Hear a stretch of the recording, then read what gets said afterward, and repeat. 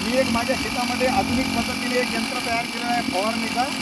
याच्यामध्ये 4 stroke pump आहे। हा पंप आहे 4 स्ट्रोक आणि ही 300 लिटरची टाकी आहे। या टाकीचा पाईप पंपाला जोडलेला आहे। हा बघा हा पाईप पंपाला जोडलेला आहे आणि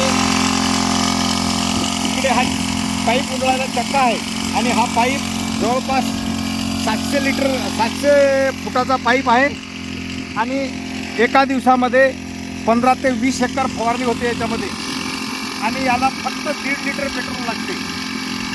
आणि हा माझा जो जुगाड आहे हा आपल्याला कसा वाटला याच्यामध्ये आम्हाला शेअर करा, सबस्क्राईब करा आणि कमेंटमध्ये सुद्धा कळवा। हा बघा हा फवारणी चालू आहे।